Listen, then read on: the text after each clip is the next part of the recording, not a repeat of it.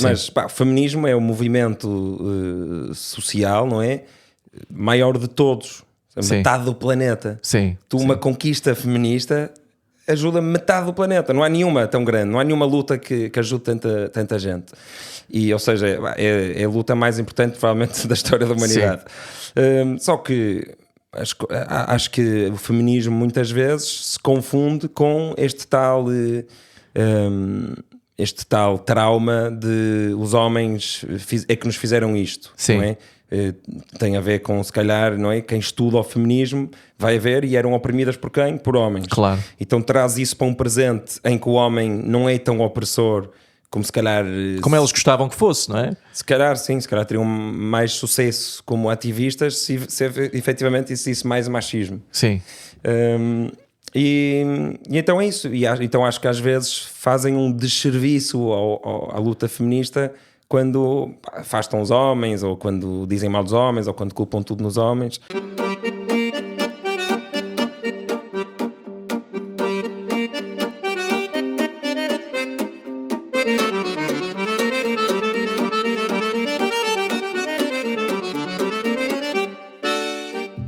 É isto, pá. E como é que tu estás hoje? O que é que tu estás aqui a fazer em Lisboa já agora? Então vim para quinta-feira, para o 25 de Abril da Presidência da República, por ter feito parte daquele grupo de reflexão de jovens. Mas tu tiveste com o Presidente, com o Marcelo? Não. Estive com o meu grupo. E depois aproveitei, já que vinha cá, supostamente a minha mulher também vinha, e marquei um jantar de mecenas para hoje à noite. Ontem fiz um trilho na Serra da Rábida. E a tua mulher não veio? Não está cá? Estás soltinho? Soltinho. Ai meu Deus, cuidado de Lisboa. Cautela. Estás casado há quanto tempo? Casado... isso já devias saber. 2 anos e meio. Isso já devias saber. Vou fazer 3 anos. Ok. Vais fazer. Depois é normal, 2 anos e meio a seguir é o 3. Este física, nos lugares das áreas das matemáticas, isso é. Pronto. Então eu vou começar isto e depois a gente começa a falar, porque tu tens o teu jantar. Eu vou ver o Hans Zimmer, que tudo indica não é nazi, não sei porque é que disse desta forma. Acho que é porque ele é alemão, sabes? É. Pronto, então é isso. E é meio creepy. Já viste alguma vez ao vivo? Não. A maneira como ele fala com as violinistas e fala delas. É meio estranho. Estou a adorar, então já estou a gostar. É meio estranho, sim. Música e sinistralidade. Então vou começar. Muito bem-vindos ao... eu digo que estou a começar, mas nós já começámos antes, não é? Pronto, isto é tudo uma mentira.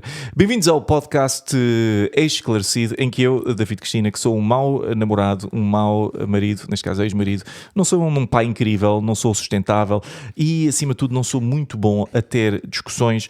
Chamo pessoas que são melhores do que eu para me virem tornar uma pessoa melhor. E hoje tenho comigo Tomás Magalhães, também conhecido por o Despolariza, o homem despolariza, não é? Ou despilariza, como nós chamámos na primeira vez que te conhecemos. E porquê que eu te trouxe a ti? Além de que acho que o teu trabalho é incrível e gosto muito de falar contigo, falámos um par de vezes e sou super fã. Trouxe-te aqui porque eu ando intranquilo, isto foi a primeira coisa que eu te disse logo quando te conheci, eu ando intranquilo há coisa de uns 2 anos, porque eu tenho-me sentido cada vez mais a polarizar e tenho-me sentido cada vez mais a ter dificuldade, a ter discussões, e inclusive isso prejudicou-me 2 relações amorosas que eu tive no passado. E eu queria falar contigo um bocadinho hoje sobre o que é isto do polarizar, o que é que se está a passar e como é que eu posso estar menos polarizado. Mas antes disso, quem és tu? Tomás, quem és tu? Onde é que tu nasceste? O que é que tu estudaste? Quem és tu? Tomás Manuel, prazer. Tomás Manuel, não és Tomás Magalhães? Não, sou, mas sou Tomás Manuel também. Ok. Tomás Manuel e depois uns nomes mais para o meio e depois Magalhães no fim. Ok. E depois uns nomes lá no meio? Sim. Ok. Olha, sou um bife, nasci em Inglaterra. Sério? Sim, os meus pais são portugueses, mas o meu pai foi para lá estudar e depois casou com a minha mãe e a minha mãe também foi para lá. Nascemos eu e os meus 2 irmãos mais velhos. Nasci e vivi lá até aos 8. E o teu pai estudava o quê? Estudou Engenharia Mecânica e depois mestrado em Robótica e doutoramento em Robótica e depois... quando já era professor e tinha um aluno de mestrado, juntou-se a esse aluno de mestrado e fizeram um spin-off da universidade e montou lá uma empresa, então foi ficando e nós fomos nascendo. Ok, mas tu vieste para cá aos 8, os teus pais vieram contigo, presumo, não é? Não sim. Tipo, gostamos menos deste. Mas por acaso o meu irmão mais velho veio antes, porque queriam que ele fizesse o secundário cá. Pronto, então e os teus pais ainda são vivos, os 2? A minha mãe não, minha mãe morreu quando eu tinha 12 num acidente de automóvel. Isso é que é trágico e uma grande pena, mas Mas és próximo do teu pai ainda. Sim, é? sim. E debates alguns destes temas contigo. Porque estas coisas começam em casa. Eu com o meu pai, eu cresci numa casa em que se discutia tudo ao jantar e ao almoço. Isso acontecia contigo também? Sim, acho que no meu caso o meu pai influenciou mais na dimensão de questionar as coisas e de meio de... O meu pai é aquela pessoa que é inconveniente de uma maneira que não é mal educada. Okay. Ou seja, imagina, estás num... Eu acho que fui buscar um bocadinho isso a ele. Estás num jantar ou estás num evento da escola e os outros pais estão todos caladinhos e o meu pai arranjava uma maneira de fazer uma piada qualquer ali para o meio, inconveniente, mas como conteúdo de inconveniência até era inteligente e engraçado, desbloqueia. Aquilo passava, sim. E eu gosto muito de fazer essas coisas. Epá, eu acho, é engraçado que tu digas isso. A primeira vez que nós conhecemos foi num evento. Eu queria falar contigo, aliás, uma das razões que eu estava entusiasmado desse evento era falar contigo. Eu disse-te um projeto qualquer que eu estava a fazer, não sei o que é que foi. Acho que foi até eu estava-te a falar desta coisa do esclarecido. E não me lembro exatamente da conversa, mas na primeira interação que tiveste, tu fizeste-me logo uma pergunta que me puseste em xeque. Ou seja, eu estava a falar de uma coisa qualquer que eu achava e tu, sem maldade, atenção, não foi uma coisa que eu senti como agressiva, mas há uma forma de agressividade em fazer uma pergunta. A pessoa sente-se, ficas na defensiva, não é? E eu fiquei a pensar, este gajo está habituado a fazer, isto é o modus operandi dele, se alguém lhe diz uma afirmação, ele questiona. Sim, não é necessariamente uma coisa má, mas a maior parte das pessoas deve sentir isto como uma coisa tensa. Alguns amigos já me avisaram. Sim, que há pessoas que se calhar levam a mal, sim. Se calhar eu entro um bocado a pé juntos, mas sempre com boa intenção, sempre com amor e com curiosidade. Eu acho que essa é a diferença, é que tu fazes com amor. Eu quando faço, não sai com amor. Eu quando faço as pessoas ficam... Mas isso nunca te criou dificuldades na vida profissional, pessoal? Já. Pá, eu tenho histórias de... sei lá, estou a lembrar agora o nome de uma que foi na Austrália, quando eu estava a atravessar a Austrália com uns alemães que eu conheci. Parámos um dia num sítio para acampar, aliás, para dormir no carro. Sim. Estavam lá uns trolhas, pronto, no fundo, aborígenes, à volta de uma fogueira, que estavam lá a fazer uma obra ao lado. Estávamos lá a conversar com eles, a rir, a beber uns copos. Pá, e de repente, um deles diz: pode-se dizer asneiras? Aqui? Um dos trolhas? Não, aqui, eu posso dizer asneiras? Amigo, sim. Disse: get the fuck out of here. Sim. E eu parti-me a rir, porque achei que ele estava a fazer um beat a uma personagem. Sim. E depois, estamos assim a rir, e depois vejo a cara dos outros. Sim. E olho para o meu amigo alemão à procura de alguma resposta e ele ficaste tipo assim. E eu, are you serious? E ele, yeah, get the fuck out of here, don't speak like that about Aboriginal people. Mas o que é que tu disseste, sabe? Eu não sei, eu não faço a mínima. Mas devo ter feito uma piada qualquer. Sim. Que eles se calhar acharam racista ou assim. Sim, mas eu até arrisco bastante. Sim. Quando não estou a ser filmado. Até arrisco bastante. Mas aqui não estás a ser filmado, isto nem sequer está a gravar. Isto não eu até sou uma pessoa que arrisca bastante na comédia. Mas ali eu não tinha sequer feito piada nenhuma, arriscada ou não. Ou seja, pronto, já me aconteceu, mas isso foi longe e foi há algum tempo. Se calhar mais os meus amigos dizerem, opá, Tomás, tem cuidado. Sabes que às vezes acontece de uma forma inocente, não é? Eu também sou uma pessoa muito curiosa e acontece-me às vezes que sinto que porque eu estou a fazer uma pergunta que não vem de um lugar mau, as outras pessoas não vão interpretá-la como sendo má. Eu vivi há uns anos em São Francisco e tive muito contacto com a comunidade gay na altura, muito. E tinha uma amiga que estava a fazer o doutoramento em transmissão de SIDA via anal, ok? E estava a usar uns macacos para estudar isso, não sei o quê. E uma das conclusões nessa altura, que hoje se sabe, é que a transmissão é mais alta se for por via anal. Tem a ver com umas microfissuras que se formam. Não interessa. Eu estava a falar com um grupo de amigos gay com quem tinha ido ao cinema e falei nisto. E disse que, olha, a minha amiga falou nisto. E eles passaram-se da cabeça comigo. Porque na cabeça deles o que eu estava a dizer é que a transmissão entre gays era maior e de alguma forma estava a tornar aquilo acerca de gays. E eu não estava, não era só sexo anal. Na minha cabeça era uma coisa completamente desligada. Mas nós não sabemos o que é que estas pessoas passaram, não é? Não temos o contexto delas, por isso, não é? Por isso é que ele se passou contigo. Porque nunca sabemos. Mas olha, deixa-me pegar nisso, que isso é interessante e eu tenho pensado sobre isso. As pessoas confundem muito o descritivo com o normativo. Ok. E a escola devia ensinar isto. Eu no outro dia, quando fiz um reel que ficou meio viral...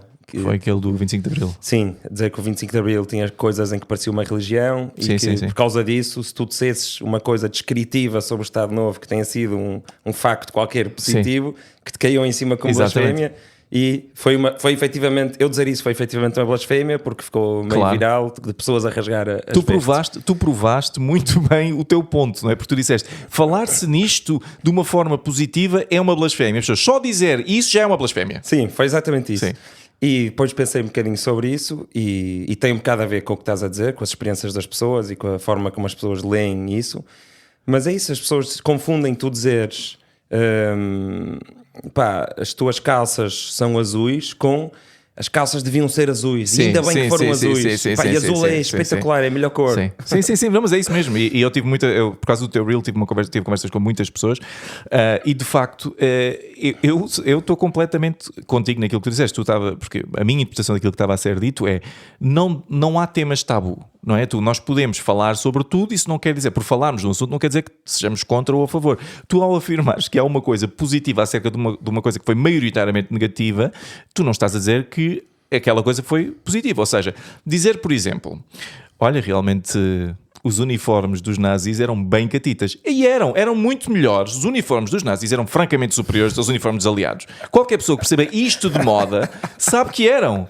Eu não estou com isto a dizer, olha, muito bem, ainda bem que os nazis fizeram as atrocidades, mas tinham os uniformes superiores, toda a gente sabe. Então eles, olha o Boss, não é? O Boss foi quem desenhou os uniformes. Quem é que desenhou os uniformes? Ninguém sabe quem é que tinha os uniformes dos aliados. Ninguém sabe. Pronto, foi uma prima de alguém. Foi a prima de alguém, não é? Por isso, olha, pronto. Mas ganhámos, isso é o importante. Pronto, mas eu também, essa controvérsia foi uma coisa que achei interessante. E é muito isso que se está a passar no mundo agora. Mas acho que é importante que as pessoas estão-te a conhecer, e a primeira parte destes podcasts eu gosto de conhecer. As pessoas veem o teu podcast, eu vejo o teu podcast, sigo o teu podcast, as pessoas não sabem o que é que tu és. Ninguém sabe bem o que é que tu és. E então eu tenho aqui um teste que eu próprio fiz, sabes? Há aqueles testes do observador, não sei, para ver onde é que tu cais no espectro político. E eu chamei este teste, és um protofascista, um stalinista ou um anarco-liberaloide. Pronto, os critérios que eu são ligeiramente, se calhar, diferentes dos critérios que tu estás habituado a ver, mas peço que respondas com sinceridade. Praticas ou alguma vez praticaste yoga? Sim. Pronto, é gay. Por isso, já sabemos que é de esquerda. Usas ou alguma vez usaste sapatos de vela? Sim. Beto, odeia pessoas de cor. Muito bem. Tu estás muito em muitos sítios do espectro. Mas nunca usei por vontade própria. Então, nunca usaste por vontade. Senti agora a conversão em tempo real. Não, os meus pais, a minha mãe, sim, acho eu, tipo, a partir do momento em que era eu a escolher, acho que nunca mais usei. Mas eu gosto. Mas não foi por betofobia. Sim, mas eu gosto que usar sapatos de vela é uma coisa tipo, mas só usei obrigado. Já estamos assim como país, não é? Tipo, usar sapatos de vela só usei uma vez, mas a minha mãe obrigou-me, não é? Mas acho bonitos, por acaso. São bons, para quem tem um barco. Para quem está em terra é só triste. Tratas os teus pais por tu ou por você? Pai e mãe. Ok, mas tens que usar pai e mãe. Sim, uso o você, o equivalente usas ao o você. Ok, muito bem. Apoia Salazar, portanto. Estou a ver. Tens iPhone? Sim, há pouco tempo tenho iPhone. IL, e vota IL. Iniciativa Liberal. Qual é a cor do equipamento do Benfica? Vermelho ou encarnado?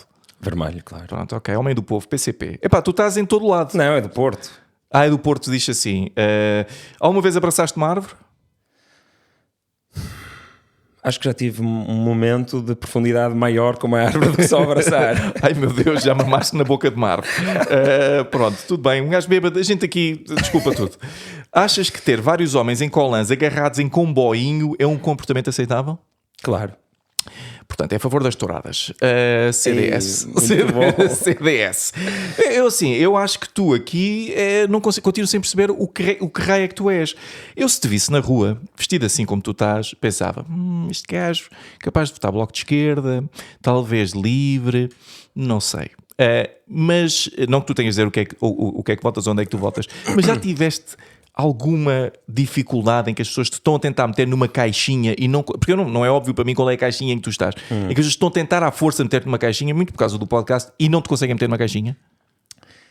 Imagina, eu no podcast recebo críticas a dizer que sou de esquerda e que sou um esquerdalho, e recebo críticas a dizer que sou um fascista, recebo tudo, é verdade, mas recebo mais a dizer que sou um fascista do que a dizer que és que sou um esquerdalho, e há uma razão para isso, que é, isto é perfeitamente público, já disse isto há 5 anos num podcast e já pus no Despolariza, se calhar tenho que criar um highlight para ser mais claro. Eu na minha vida votei PSD, PAN, Ok. Aquela coligação do PSD com o CDS, quando depois disso houve um golpe de secretaria da Geringonça. Do Oriental. Exato. Como é que se chamava? Portugal à frente, acho eu. Acho que era assim, sim. E Iniciativa Liberal. Pronto, okay. Eu acho que isto já me situa mais ou menos. Mais à direita um bocadinho. Se bem que PAN não se sabe bem onde é que eles estão agora. Os PAN estão assim meio nos dois lados. Pronto, mas achas que é por isso que as pessoas te criticam? É porque tu no podcast, supostamente não, eu vejo, tu tentas efetivamente não fazer muito isso, não é? Tu tentas ser uma pessoa que procura honestidade intelectual e uma série de outros valores, quando muito podem se equacionar no liberalismo, não é? Mas não é de esquerda nem de direita, isso, não é? Sim, o que as pessoas têm que perceber, as pessoas que nos chegam em casa, é... O Despolariza não é um instituto português da despolarização. Okay. E no dia em que eu quiser fingir que sou imparcial, aquilo passa a ser uma seca para mim. Sim. Aquilo tem piada e tem muito mais valor eu ser o que eu sou, sim. Falar com pessoas de todo o espectro e quando tens a tua opinião. Sim, e quando eu naturalmente tenho uma divergência com elas, vai ser mais natural a discórdia. Quando não tenho, faço um esforço maior para fazer advogado-diabo, mas nunca fingi, nunca disse, nunca foi o meu objetivo parecer imparcial. Foi mais ser honesto comigo próprio e meio que dar o exemplo que dá para falar com toda a gente. E esse é um ponto importante, porque se tu fores, para começar, ninguém é imparcial, não é? E é muito interessante isso que estás a dizer, que tu só és genuíno, isso é muito como o humor, tu só és genuíno realmente se aquilo for uma coisa que tu acreditas, não é? Porque senão até os teus argumentos vão ser assim uma coisa meio esquisita. Mas já senti isso quando estou a fazer advogado-diabo, não é? Quando alguém fala de uma coisa e eu concordo, já me senti de forma meio forçada a tentar argumentar contra. Mas estou a fazer isso porque quero que o conjunto seja melhor, tenha melhor qualidade. Mas como é que isto começa? Ou seja, eu quando ouvi falar do Despolariza fiquei logo com imensa inveja, porque acho que é uma ideia incrível, acho que faz todo o sentido. Eu sinto isso há anos, eu ando a sentir isso há anos, mas sentia-me sozinho, sentia-me sem tribo, não é? E de repente vejo o Despolariza e penso, ok, há uma tribo, há um grupo de pessoas que pensam como eu, que se sentem como eu, que estamos todos a fugir do centro. Mas como é que isto, do centro no sentido de pensamento, não é? Como é que isto surgiu em ti? Como é que tu lembraste de fazer isto? Isso é uma grande pergunta. Sempre que me fazem essa pergunta é difícil responder rápido, mas eu acho que tem a ver com física, que foi o que eu estudei. Sim. Tem a ver com também ter estudado de forma amadora psicologia. Sim. Tem a ver um bocadinho também com a minha viagem pessoal de espiritualidade, se é que posso chamar assim, a minha viagem de autoconhecimento. E houve ali um momento em 2020, acho que foi, ao fim de 2019, em que eu tinha acabado de ler A Mente Justa do Jonathan Haidt e tinha acabado também de se calhar estudar o princípio da não dualidade do budismo, Righteous Mind, o Righteous Mind em inglês. Agora já em português, por isso é que eu disse A Mente Justa. Sim, fizeste bem. Eu só queria dizer às pessoas, A Mente Justa é um livro que eu aconselho toda a gente a ler. Foi um livro que a mim me mudou, finalmente deu-me uma estrutura para um conjunto de sentimentos e de emoções que eu tinha. Acho que é um livro importantíssimo. Sim, no grupo de mecenas do Despolariza até gozam, tipo, já temos há 4 dias sem falar de Jonathan Haidt. É um livro fantástico, sim. Sim. E agora há um novo dele depois desse há um sobre... não. Agora é que saiu o que é sobre as crianças estarem a ser demasiado protegidas. Sim. Também ouvi falar disso. Mas desculpa ter interrompido, diz isso. Pronto, então, imagina, foi ali uma confluência qualquer de coisas a acontecer na minha vida e o Wait But Why, que é um blog que nós os dois gostamos, e a Bumba na Fofinha também descobri. Do Team Urban. E pensei, olha, eu estou-me a sentir uma pessoa que percebe bastante sobre este assunto, de várias dimensões, a dimensão psicológica, a dimensão política, a dimensão espiritual, por isso vou tentar fazer meio que serviço público neste sentido enquanto me divirto. E então comecei a escrever o blog. E depois comecei a escrever o blog, e depois começaram a acontecer lives no Instagram. E pensei, olha, vou tentar fazer uma live. E fiz uma live com o Mayan, e depois fiz uma live com o Ricardo Batista Leite, e depois uma live com a Marisa Matias, que foi bom logo no início ter alguém do Bloco de Esquerda. Nunca mais consegui ninguém, nunca mais me responderam. Isso é pena, pena. Mas já convidei assim todas todas as maiores figuras do Bloco de Esquerda já convidei. Eu vou dizer, o teu podcast fez-me gostar muito do Rui Tavares, por exemplo. Olha que isso, a mim também. E olha que isso é importante, porque eu tinha-me tornado polarizado um bocadinho, que era muito difícil ter certos tipos de conversas com, difícil dizer isto, mas com a malta de esquerda, e ouvi o Rui Tavares a falar e adorei a maneira como ele pensa, e pensei, e digo isto a toda a gente, sinto que conseguia ter uma conversa de uma noite inteira com o Rui Tavares, discordávamos no que discordávamos, mas eu ia sair mais rico de certeza absoluta daquela conversa. Isso é fantástico, porque ele de facto está aberto a esse diálogo, não é? E se calhar a outra malta que está no outro lado é menos assim. Mas continua, desculpa. Mas também o Rui é muito habilidoso, como é muito culto, muito interessante e bom falador. Ele também é muito habilidoso a fazer as pessoas gostar dele enquanto discorda e foge um bocadinho também do tema. Sim. Não sei se é de propósito ou não, mas... Sim, é difícil, não é? Porque quando se fala de certas coisas diretamente, as tuas opiniões ficam mais cá fora para serem atacadas, não é? Sim, e nós ficamos em contacto e eu digo isto aqui porque lhe diria na cara na boa também. Sim, mas eu gostei muito dele. Mas dizia, então daí começaste o podcast. Exato, as lives no Instagram e depois apareceu-me o Rui Almeida, que é o dono dos estúdios em Urique. Um dia fiz uma story a dizer entretanto a pandemia acabou e acabou a moda das lives e eu meio que deixei de fazer também e estava a voltar ao blog e também investi mais em posts de Instagram e por aí fora, e a certa altura fiz uma story a dizer alguém aí na zona do Grande Porto tem um estúdio para eu continuar a fazer o que andava a fazer nas lives mas ao vivo, e o Rui disse-me tem tudo o que tu precisas. Bom, sim senhor. Vem aqui ao estúdio visitar. E fui, e o Rui foi um exemplo no sentido em que eu não tinha dinheiro, isto é voluntariado, não é? Agora já não é voluntariado, mas eu vou contar a história. E disse ao Rui, olha, vamos então, começamos a fazer aqui, eu vou abrir uma coisa tipo Patreon, que no meu caso é DonorBox, mas é um grupo de mecenato, de mecenas, e à medida que o projeto vai crescendo, tu vais crescendo comigo. Sim. E ele, mesmo à pessoa que nunca foi traumatizada faz por visibilidade, disse siga. Isso é fantástico. E tem sido assim, tipo, o projeto tem crescido e ele tem crescido com o projeto e eu tenho-lhe ajudado também a arranjar clientes sem querer, não é? Através de pessoas que vão lá e por aí fora. E na altura lembro-me de pensar, caramba, os designers e o pessoal do mundo das artes estão todos muito traumatizados com trabalhar por visibilidade ou trabalhar grátis. Sim. E às vezes eu já senti isso com outras pessoas, por terem esse trauma. Às vezes acho que perdem oportunidades destas. De fazer, sim. Verem um projeto pequenino que efetivamente não tem dinheiro nenhum e tem uma aversão a juntar-se grátis a crescer com aquilo porque estão traumatizados pelos enganadores. Às tantas acho que eles têm que acreditar que o projeto... ou seja, é mesmo uma questão de convicção. Acreditam no projeto, gostam do projeto e o Rui foi isso. Então olha... Eu quero falar contigo sobre muitas coisas, temos pouco tempo. Porquê que eu estou cada vez mais polarizado? Este é o tema, porque este podcast é acerca do meu tema favorito, que sou eu.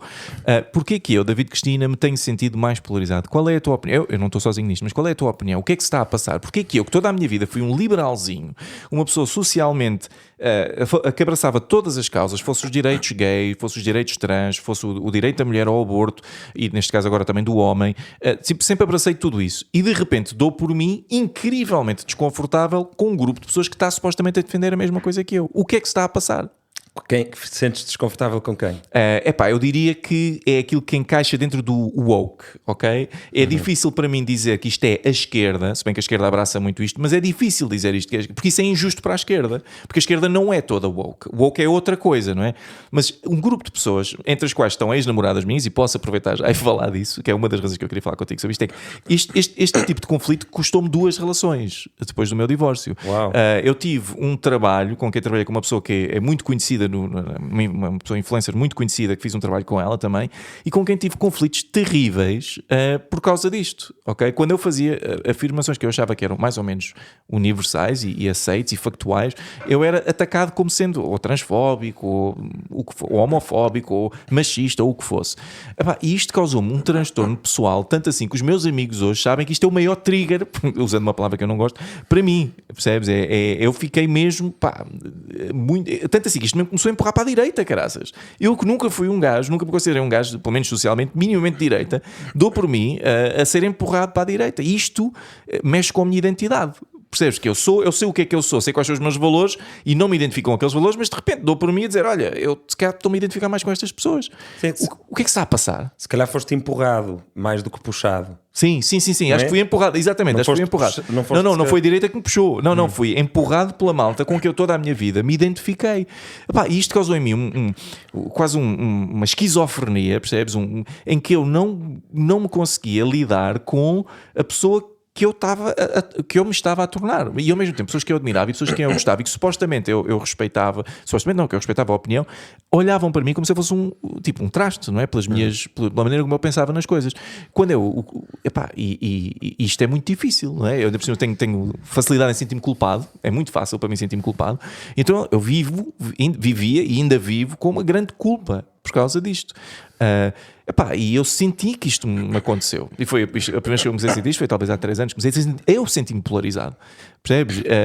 E o que é que na tua opinião, e eu não estou sozinho nisto, não posso, não é? O que é que na tua opinião se está a passar? O que é que se passou comigo? Então, queres a resposta de 20 minutos, 10 minutos, 5 minutos? Vamos para os 10 minutos. Então, uma das coisas que aconteceu mais importantes foi o jornalismo e o mundo da informação mudou completamente. Quando, na altura dos nossos pais, havia poucos canais e poucos jornais. Sim. Então vamos falar de jornais, que é mais fácil.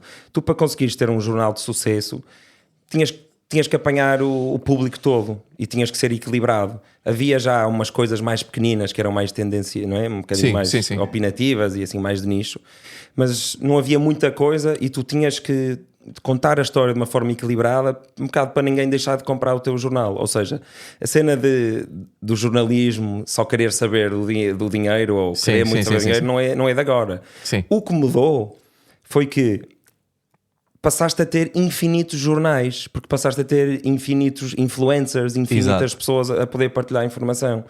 E então, e outra coisa que mudou foi que as pessoas que vendiam jornais não sabiam quanto tempo é que os teus olhos paravam a olhar para cada página. Para cada coisa, exatamente. Então eles tinham que te dar um bocadinho de tudo, não é? Davam-te um bocadinho de tudo e olha, um bocadinho de tudo está a funcionar. Exato. E como as notícias mudam de uma semana para a outra, não consegues congelar as variáveis todas e fazer testes. Exatamente. Não é? Tu, como cientista, percebes isto. Então, depois então há uma democratização de dar informação às pessoas. E aquilo que havia 1 ou 2 espelhos da realidade, ou seja, como se nós estamos aqui todos em Portugal e todos podíamos olhar para cima, por acaso era na televisão, e era um espelho do nosso país, olha, isso é o teu país. E esse espelho de repente quebrou em 1 milhão de pedaços. E todos víamos o mesmo espelho, todos víamos a mesma imagem. Todos tínhamos a mesma ideia do que era Portugal e do que significava Portugal. E então, quando esse espelho se parte em 1 milhão de bocados, começas ao mesmo tempo a ter também jornais, não é? Tem a ver com a internet, tem a ver com as redes sociais. Vamos fazer um fast forward, porque era a versão de 10 minutos. E agora tens um mundo em que o sítio onde tu vais buscar informação quer que tu passes lá o máximo tempo possível. Isso. O que te faz passar o máximo tempo possível num lugar são emoções. E as emoções mais fortes são as negativas, não é? Ou é negativo, ou é reativo, ou é sentires... Eu identifico-me com isto. E isso é que faz partilhar.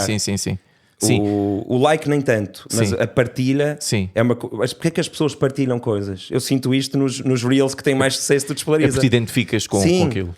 É aquelas pessoas todas que estão a querer mostrar aos seus seguidores qualquer coisa sobre elas. Sim, exatamente. Então... E por isso é que há uma versão de 20 minutos, que são mais 10 minutos para explicar de onde é que vem evolutivamente estas coisas. Sim.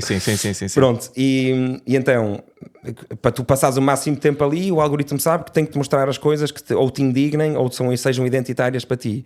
Então, tu ficas com uma ideia da realidade em que estás a ver os piores casos de algum lado. Para te indignar, não é? Para te indignar. E estás a ver pessoas, as mais confiantes... Que concordam contigo. As mais confiantes que concordam contigo. Que poucas vezes são moderados, não é? Sim. São os mais barulhentos. Por isso é que o Trump chegou onde chegou. Sim, então isto é altamente... Isto gera cada vez mais esta sensação de... tu és muito diferente das pessoas com quem não concordas, és muito diferente e aquilo que elas querem é muito chocante para ti e toda a gente que concorda contigo concorda muito contigo e concorda a 100% e tu estás cheio de razão, não é? Sim. Isto são coisas muito fortes do ponto de vista emocional, não é? Tu ficas, eu realmente sou fantástico, não é? Eu estou do lado dos bons. Os outros gajos são uns patifes. E empatia onde é que está nisto? Não há. não é? Empatia não há, porque o que isto faz é que tu não consigas empatizar com uma pessoa que tem uma versão do mundo diferente de ti, porque essa pessoa está noutro mundo, está noutro planeta. Sim, e por isso é que o espelho ter partido é importante para a explicação, que é, nós já não temos uma realidade partilhada. Sim. Se calhar na nossa cabeça que somos mais afetados com o pior que há do wokeismo, e não somos tão afetados com as coisas incríveis que vêm das pessoas se preocuparem com homofobia, transfobia, racismo, não é? Sim. Se calhar nós temos uma ideia da realidade de existirem mais wokes do que existem. Isso, eu acho que tenho. Eu sou vítima disso. Eu acho que acontece mesmo para fascismo. Sim, porque eu acho que as pessoas do outro lado do algoritmo acham que há imensos fascistas por aí, neonazis. Isso é tão engraçado. Eu ontem estava.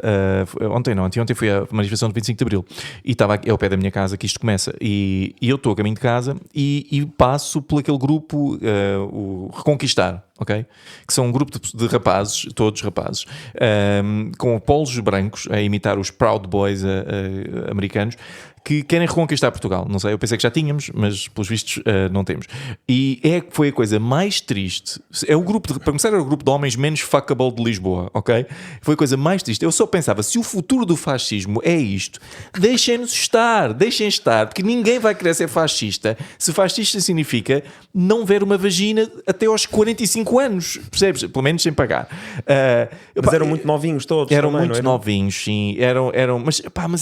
Mas acho que isso para mim, não quero ofender as pessoas mais novas, mas isso para mim diz qualquer coisa. Aqueles eram tão novos. São mais maleáveis, são mais inocentes. Sim, claro. E há uma. E não podemos falar de masculinidade, não neste podcast, se bem que é um tema que eu adoro, mas há de facto uma série de homens que cresceram numa geração mais nova em que lhes foi dito sempre: ser homem é mau, o homem é violador, o homem é mau. E estas pessoas, sem um modelo de masculinidade positivo, adotam estes modelos de masculinidade absurdos, não é? Mas aquilo, eu vi aquilo, voltando à história que estavas a dizer, eu vi aquilo e pensei, se isto é o fascismo em Portugal, nós estamos muito bem. Porque aquilo eram 12 gajos, percebes? Eram 12 gajos que não, aquilo, isso francamente não havia ali muito. Mas depois, se tu visses aqueles 12 gajos em todos os canais de televisão, porque tiveram, em todos os canais de televisão, de repente tu começas a achar, então peraí, isto são muito mais do que 12 gajos, não é? Estes gajos estão em todo lado, mas não estão, não é? Alguém que pensa diferente de ti diria, ok, só são 12, mas vão passar por esses 12 muitos que estão ali, se calhar, na linha de se tornar um reconquista e não, e verem que dá para publicamente falar desse tipo de ideias, vai fazê-los ter mais coragem de ser mais racistas, de ser mais anti-imigrantes, por aí fora. Sabes que isso é uma falácia que se chama slippery slope. A falácia slippery slope, que eu próprio já usei, atenção, mas que é a falácia que tu dizes que por teres uma pequena quantidade de uma coisa, forçosamente isso vai se transformar numa grande quantidade de uma coisa. O mundo não demonstra que isso é verdade, ok? Mas o Pedro on the Road acusa muito da falácia do slippery slope. Sabes quem é o Pedro on the Road? Já fiz uns episódios, fiz muitos episódios com ele. E existe a falácia da slippery slope. Que é tu dizes que não existe? Não, às vezes um fenómeno começa e alguém diz, olha que isto pode ir parar àquilo. E as pessoas dizem, slippery slope. Sim, e acontece. Foi um bocadinho o que aconteceu na Alemanha nazi. Mas então, espera lá.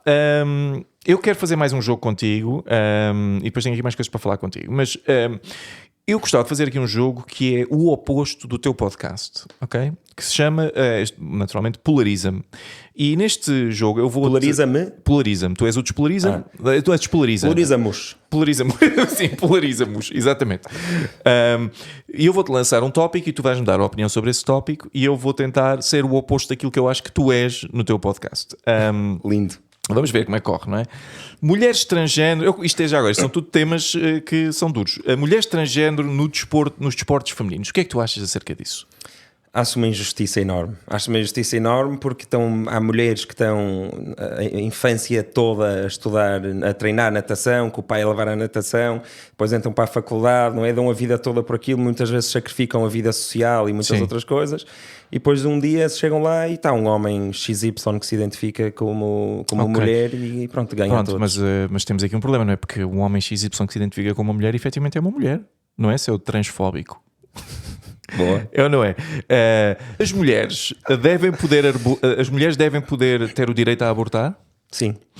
Ok. Um homem branco a dizer o que a mulher deve fazer com o corpo. Que bonito. Que bonito, isto é que eu gosto de ver, sim senhora. Também podias ter dito, os homens não podem falar sobre o aborto. Sim, esse é um clássico, eu gosto muito desse porque, pronto, se a gente levasse isso ao absurdo, não é? Então, os homens não podiam falar sobre o aborto, as mulheres não podiam falar sobre coisas que envolvem vasectomias, por exemplo, os homens brancos não podiam votar sobre coisas que envolviam as minorias, acabava-se a democracia, porque nós só podíamos votar nos temas que nos diziam diretamente respeito. Sim, é? Ias ao estádio de futebol e não podias falar nada porque tu não jogas futebol. Exatamente, não é? Não podias falar. Pronto, acabava-se, não é? Atenção, dito isto, quero tornar claro, eu também sempre fui apologista do direito ao aborto. Agora, também sou apologista da democracia, não é? Acho que temos que informar-nos, os homens que votam contra, devemos informá-los de porque é que eles estão errados.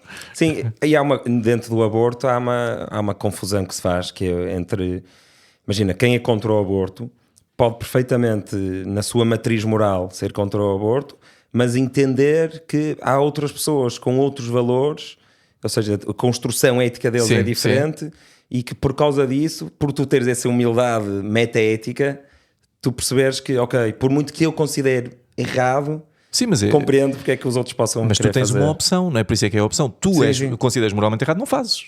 E está tudo bem. Agora tu estás a negar as outras pessoas a fazerem isso. Ok, mas mais. Censura nas redes sociais versus liberdade de expressão. O que é que tu achas acerca disto?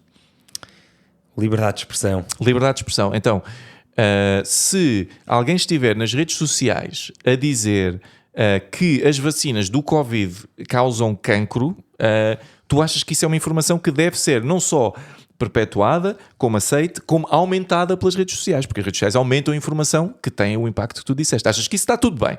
Então que as pessoas apanhem todas Covid e andem todas para aí a morrer por causa da liberdade de expressão do menino.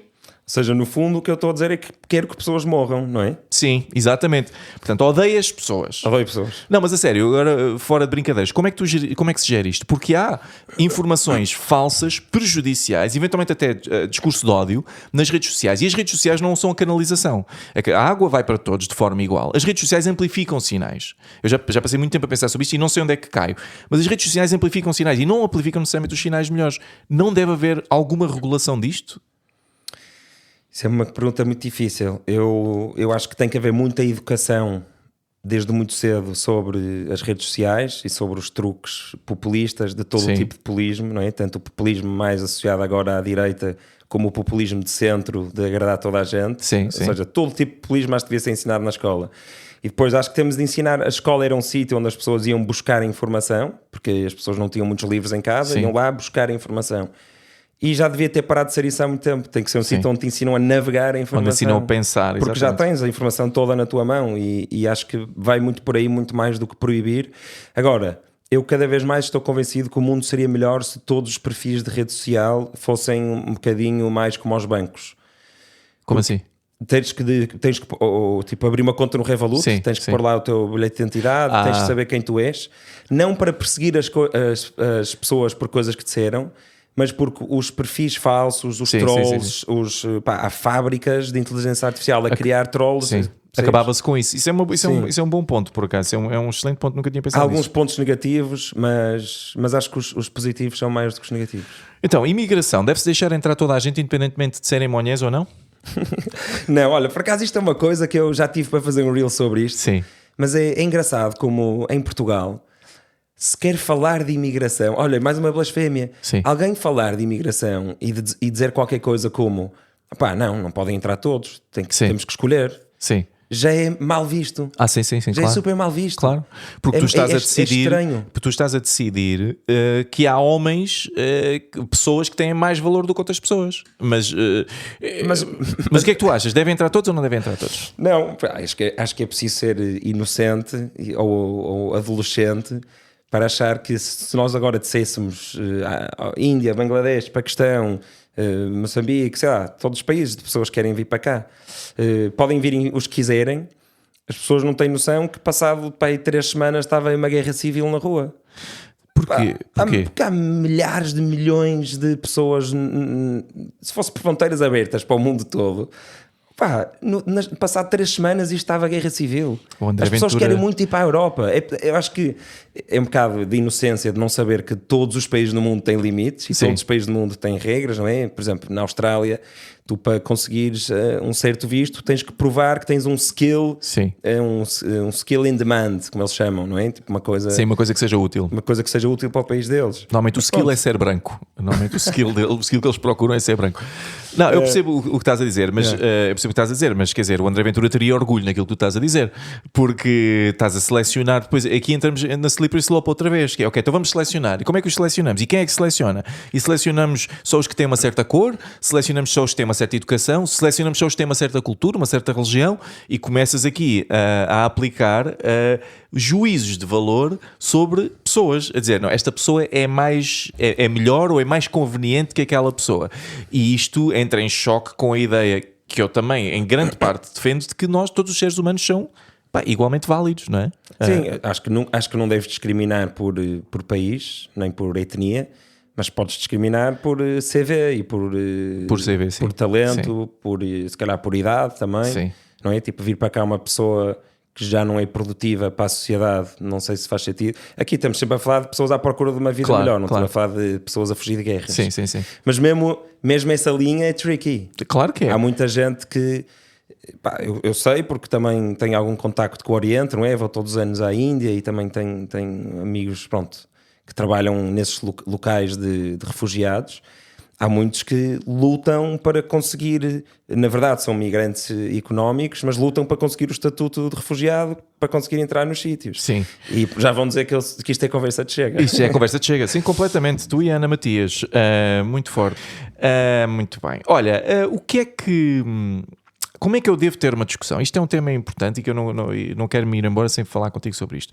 Eu quero aprender a ter discussões de uma forma saudável. Eu gosto muito de discussões, tenho muitas discussões, mas frequentemente as pessoas acusam-me de eu achar que tenho sempre razão, de ser chato a discutir, de ficar muito tempo a discutir. Como é que tu achas que as pessoas devem discutir entre elas? A maneira que não falha... Sim. E não falha no sentido em que ganhas sempre? Não. A maneira que... Pronto, claro que falha. Mas a maneira que tem maior probabilidade de sucesso com todo o tipo de pessoa e todo o tipo de maluco e não maluco que anda por aí... Sim. Acaba por ser, infelizmente, tratar as pessoas como se fossem crianças. A sério? Ou seja, imagina que tu me dizes, sei lá, isso que disseste da natação. Sim. Elas são mulheres, devem poder tratar. Sim.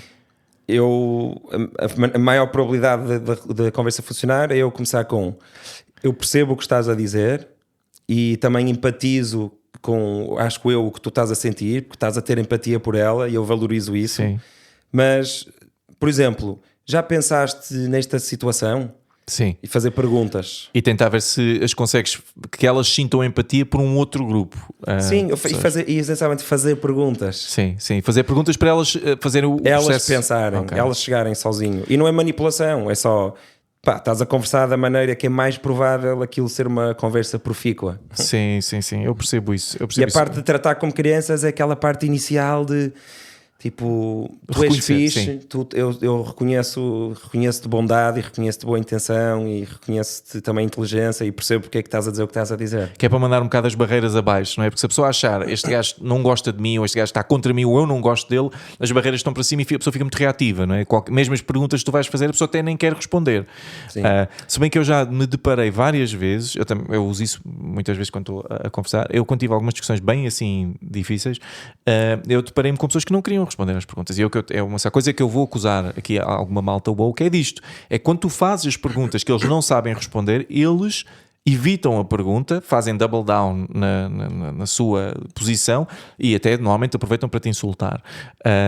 Mas eu tive uma vez uma conversa meio surreal, para mim surreal, com uma pessoa dessas, super bem informada, muito conhecida, em que eu disse-lhe que havia seguramente uma componente genética na definição de género. Havia seguramente. E ela disse-me, não há, é tudo uma construção social. E eu fiquei, para começar, surpreendido, porque isto é uma pessoa que supostamente é das ciências. E depois eu disse, ok, então faz só este raciocínio comigo.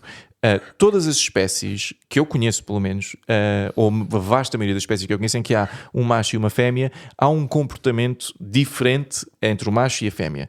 Estas espécies, todas, quase... que eu acho que são todas mesmo, não têm uma estrutura social como nós.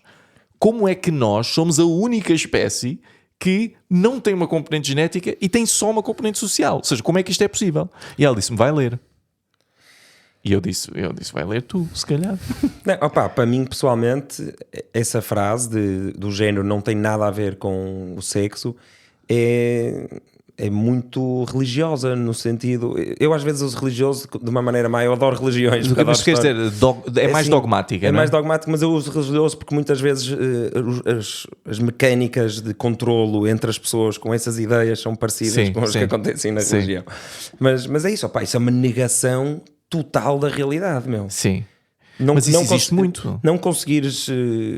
por muito que a parte social seja 99,9%... Sim.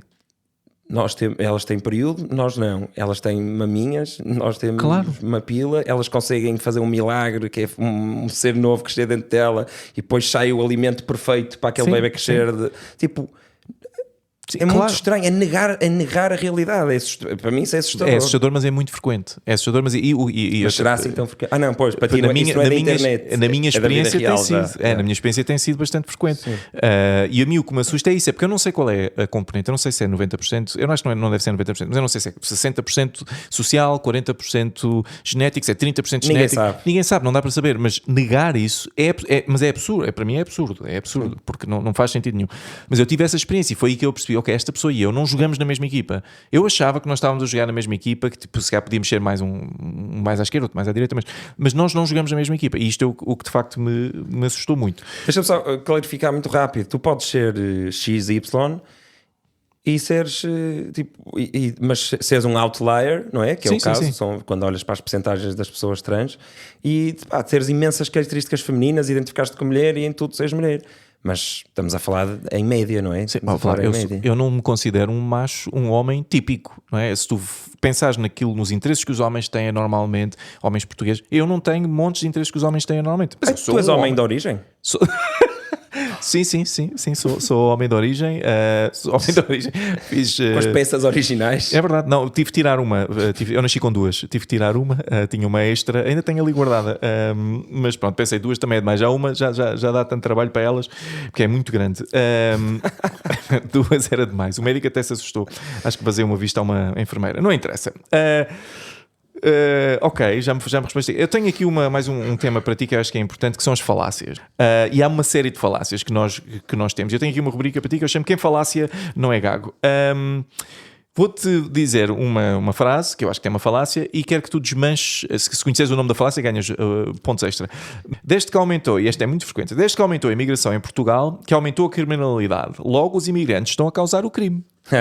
Confundir correlação com causalidade. Esse é um clássico. E isto acontece isto acontece em muitos lugares da nossa vida, em empresas, sim. Até em ciência, que supostamente a malta sabe o que é que está a fazer. Em ciência, muitas vezes a malta confunde. Isso foi o Pedro Passos Coelho que disse. Sim. Há um website que só disse. Só destas coisas. Correlations without causation. E são coisas de género. Número de filmes em que o Bruce Willis morre nos anos 90, por ano nos anos 90 e violações no Nevada. Exato. E é perfeito. Adoro isso. Adoro. Logo. E este aqui é também uma que me irrita muito, que um médico disse que as vacinas de Covid faziam mal. E ele é médico. Falaste da autoridade. Sim, exatamente. Que é um gajo. É que a questão que eu tive esta conversa tantas vezes. Ok, eu sei que houve um médico. Há malucos em tudo, não é? Tipo, seguramente que há um padeiro que não sabe fazer pão. Mas, tipo, um médico disse uma coisa. A vasta quantidade, todos os outros médicos, a comunidade médica disse outra. Eu não quero saber o que é que este gajo não é a autoridade, não é? Mas sim, mas isto é outro grande clássico. Pronto, mas as pessoas fazem isso em exemplos ainda piores do que médico, que é de género. Olha, a dizeres tu não podes falar sobre isso porque não és mulher é uma espécie de falácia da autoridade. Sim. Porque aí a autoridade vem da vivência. E por muito que nenhum de nós saiba o que é ser mulher, e efetivamente há coisas que nunca vamos saber, e o Reveiros também não. Proibir falar por não ser é muito. Olha, corta o diálogo. Voltamos a isso, não é? Corta o diálogo e nega a tua capacidade de empatizares com outros seres humanos. Até certo ponto, ou seja, eu não Exato, sei. Nós devíamos estar a ser convidados. Sim. Tipo, olha, vamos falar sobre isto para tu conseguires perceber melhor o que é ser homem. E e tu percebes melhor o que é ser mulher, não é? Tipo, repara, sim. Eu tenho que conseguir, eu sei o que é sofrer, eu sei o que é estar feliz, eu sei estas coisas. Há coisas, há sentimentos banais que todos nós, sejamos negros, brancos, gays, não gays, o que for, até mulheres, homens, até mulheres. Meu Deus, como nós já estamos, já sabes que já votam, é uma loucura. Já ouvi dizer. O 25 de Abril vai estragar isto tudo. Reconquista! Bom, mas olha que eles ainda estão aqui em baixo, ainda me entram cá para casa.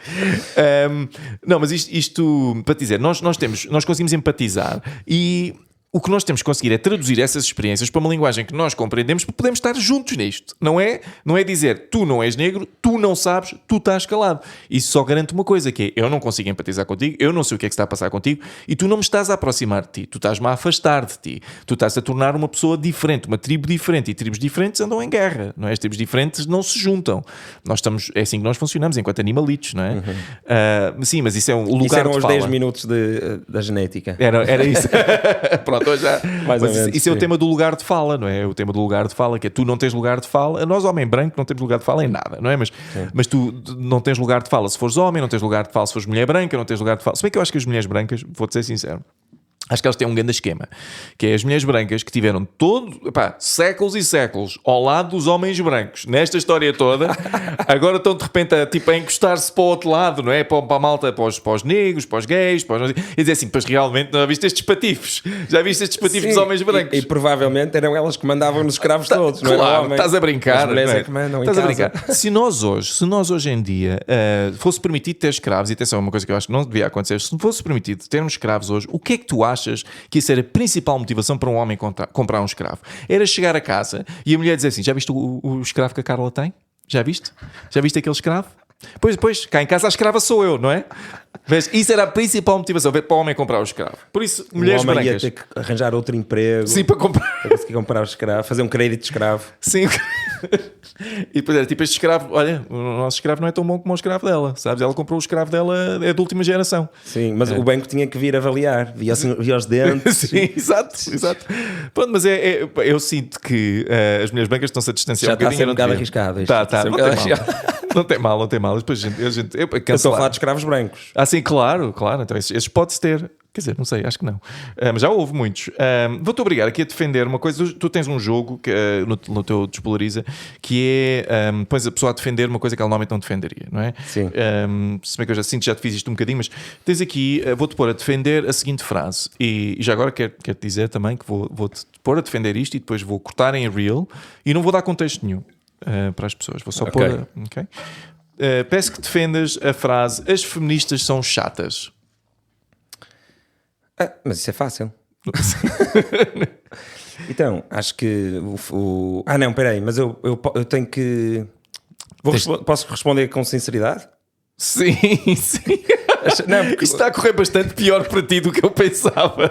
Não, porque quando eu faço este jogo, às vezes, por acaso isto é fixe, estamos a falar isto. Quando eu faço este jogo com as pessoas, algumas entram num teatro e eu isso não gosto tanto, e outras respondem com sinceridade o que é que elas acham que é bom da outra posição. Claro. Sim. Então eu estava na dúvida se querias que eu fizesse teatro. Não, mas não quer teatro, quer responder sinceridade. Sim, algumas feministas são chatas. Não é algumas, está aqui as feministas. As feministas são as chatas, ok.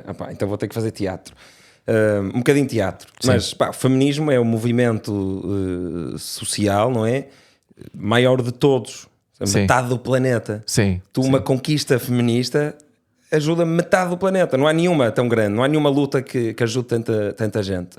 E, ou seja, é a luta mais importante provavelmente da história da humanidade. Só que acho que o feminismo muitas vezes se confunde com este tal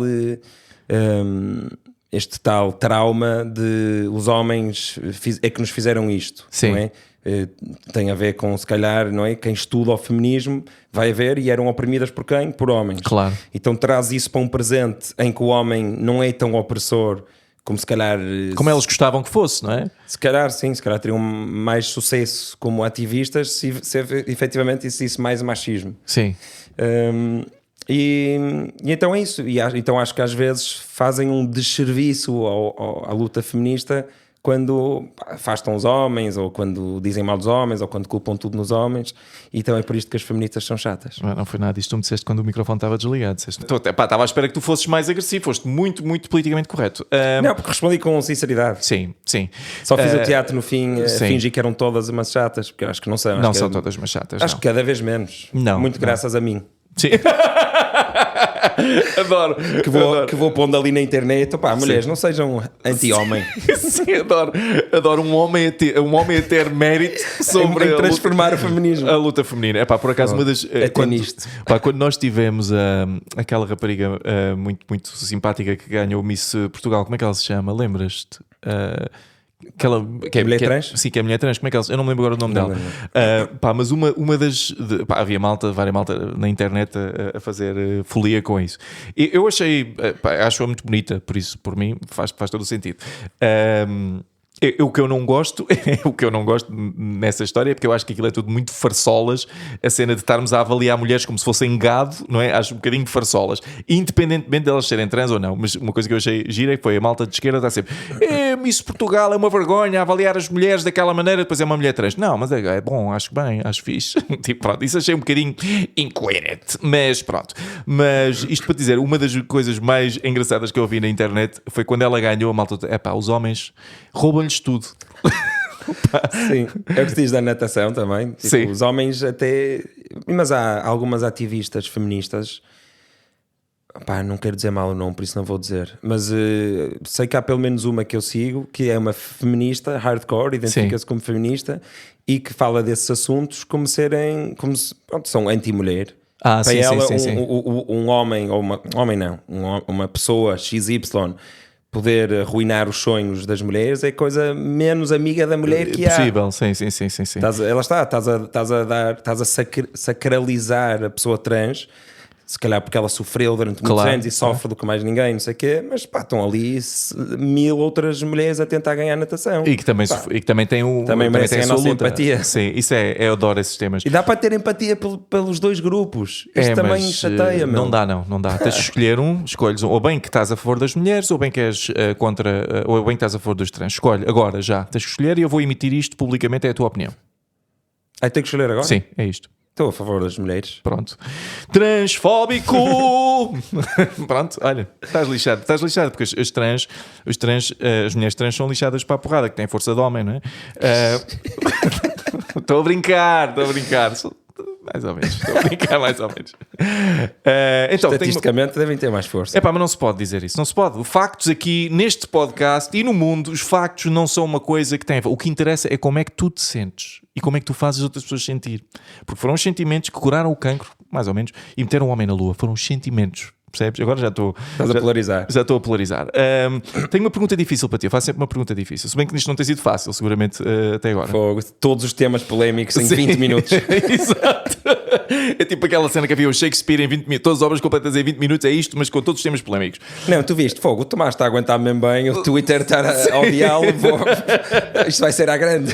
Ele aguenta. Não, é porque é assim, eu vou-te dizer, eu vou-te ser sincero, eu entrei nisto inicialmente muito porque queria falar contigo sobre como é que se discute corretamente e tudo isso, mas pelo meio disto eu acho que tu és uma pessoa tão tranquila que me irrita, sabes? És uma pessoa tão bem resolvida, tão tranquila, e eu fico assim, não. Eu não aceito que haja pessoas assim no mundo. E então tentei aqui tirar-te todo o tipo de temas polarizantes para ver como é que tu te davas. E a verdade é que continuo a ser muito tranquilo, o que me está a irritar ainda mais. Então tenho uma pergunta difícil para ti, ok? Todos discutimos para nos sentirmos intelectualmente e moralmente superiores. Não é mas há uma consequência de termos uma discussão que é isto, não é? Quando tu ganhas a discussão ou quando tu entras numa discussão, tu queres sentir-te intelectualmente ou moralmente superiores. Isto é um bias, um preconceito muito forte que todos temos, acho que sem exceção.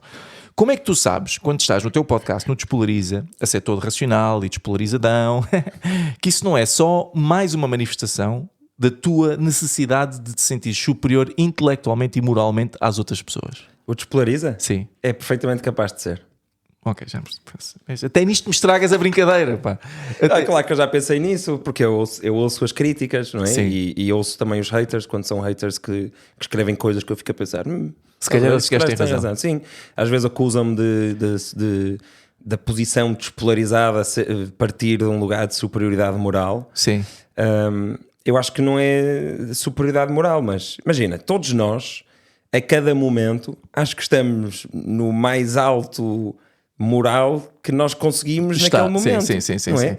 Por muito que existam coisas que eu sei que estou a fazer, que se calhar não são as mais corretas, de vez em quando, eu sei quais são e eu estou, não é?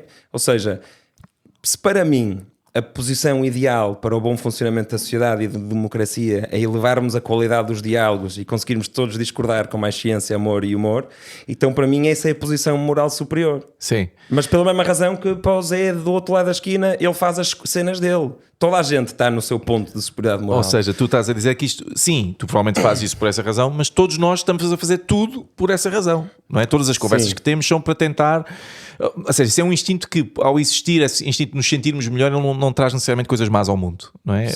Mas ao mesmo tempo eu tenho uma aversão grande por dizer aos outros como é que eles devem ser e o que é que eles devem fazer. Então acho que isso me defende um bocado. Acredito que às vezes a maneira, mais por escrito, porque acho que quando falo as pessoas sentem-me como mais despolarizado quando me leem. Quando me leem sentem-me se calhar de uma maneira que não é como eu estou a pensar.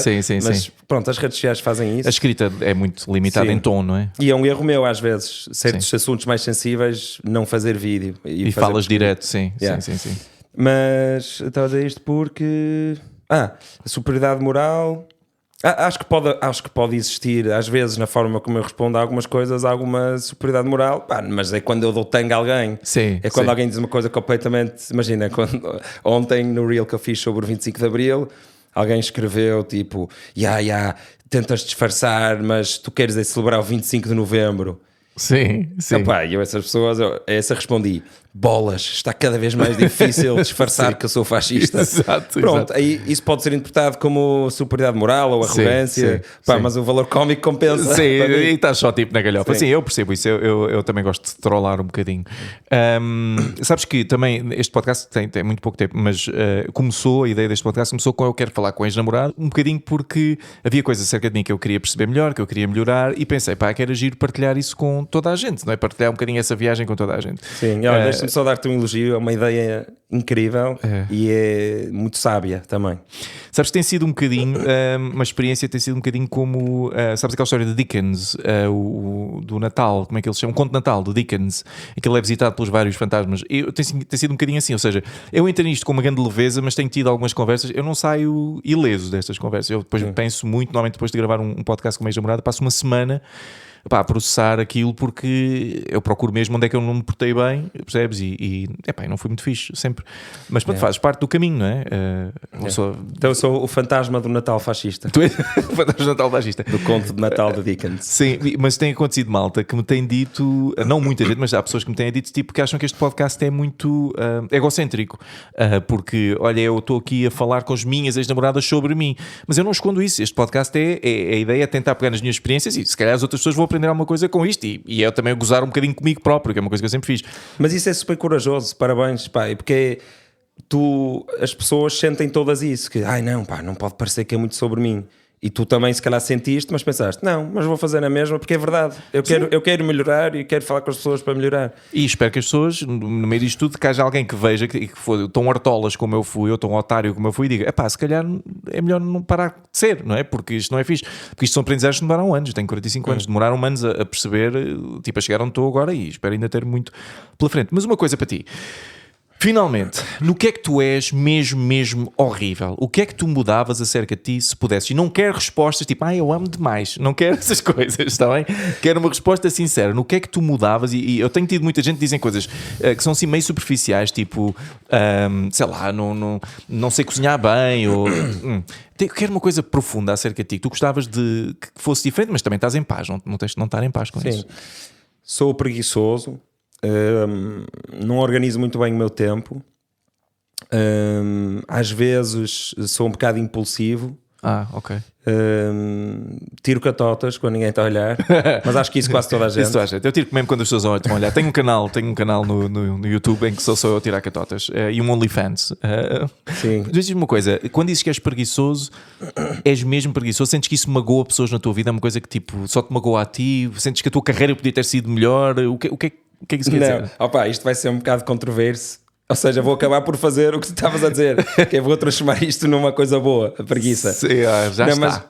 Já está. Não, mas isto por acaso, já pensei que isto estava um livro, se eu explorasse isto a fundo, mas o facto de eu ser, imagina, eu tive a sorte de ter jeito para várias coisas. Sim. Ou seja, sou 50% competente em muitas coisas. Isso, não sou muito bom em nada. Sim. Né? Tipo, sou 50% competente em física, em psicologia, em filosofia, em podcast, em YouTube. Pronto, não sou muito bom em nada. Uma pessoa assim, sem preguiça, imagina, eu a certa altura podia ter ido para a McKinsey. Fui tipo, pronto, cheguei, fui praticamente convidado para ir para a McKinsey.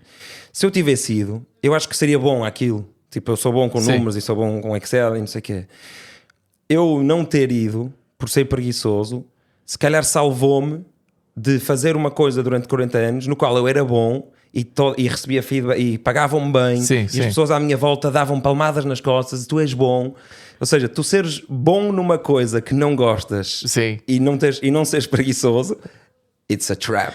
Sim, foi a preguiça que te tirou disso. Exato, então ser preguiçoso eu acho que pode salvar algumas pessoas assim com o meu perfil. Se calhar não é só preguiça, é não te querer sujeitar a coisas que não gostas, mas que vai se calhar um bocado parar ao mesmo sítio, porque tu não és preguiçoso para as coisas que gostas. E então eu acho que ser preguiçoso permitiu-me ir parar a coisas que me dão pica, que são as coisas que eu gosto, e quando tu gostas as coisas correm melhor. Ou seja, consegui fazer a cena de qual é o teu maior defeito. Eu sou demasiado dedicado à minha empresa. Sim, foi um bocadinho, obrigado. Mas disse várias outras. Deste uma de Rui Tavares agora. Mas espera, eu gostava de dizer coisas ainda mais profundas, meu. Sim, uma coisa que tu... eu tenho muitas acerca de mim que eu acho que sou mau a fazer, ou que não fui, porque são falhas de caráter. Sendo que a insegurança, e eu acho que já se vai percebendo no podcast, a minha insegurança, que agora está bem mais controlada, é uma coisa que é um grande driver da minha vida. Tipo, profissional, amorosa, tudo. E driver nem sempre positivo. Mas que tipo de insegurança é? Preciso de aprovação externa. Não tenho um motorzinho de aprovação interna a funcionar a 100%. Deve estar para aí a 40% ou 50%. Já teve bem mais baixo. Então vais buscar isso ao palco? As palmas? Menos. Eu comecei por causa disso, como quase todos os comediantes. Agora o palco para mim é outra coisa. Eu gosto mesmo de escrever piadas. Aquilo é um prazer muito grande, escrever as piadas, fazer as pessoas rir, fazer aquilo funcionar. Mas durante muito tempo procurava em mulheres, por exemplo, depois de me separar, namorei com mulheres, algumas muito interessantes, outras que fui se calhar mais pelo estatuto que elas tinham, por serem famosas ou por serem muito bonitas. Claro que eram pessoas porreiríssimas e inteligentes, mas não foi isso que foi o meu primeiro driver, o que não é uma coisa, depois não é um bom fit, não é? E isso não é uma coisa boa, percebes? A nível de trabalho, por exemplo, conduz-me a uma insatisfação crónica, que é tipo, eu por mais que eu atinja, nunca vai ser suficiente. E isso também não é saudável. Pronto, esse é um dos meus grandes problemas. Do teu lado, tens alguma coisa desse tipo que te mova, que te prejudique?